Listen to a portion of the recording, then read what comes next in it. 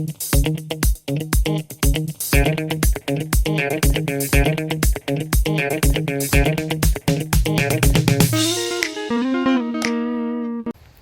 do you know which tree that is?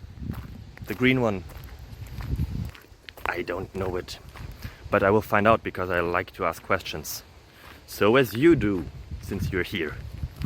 I hope that the answers that I found for you are worth of your time, and I hope that you enjoy it, that you find it interesting, fascinating, that it improves your life in any possible way, like at least in some way, would be cool. So appreciate and have a beautiful time. Bye bye.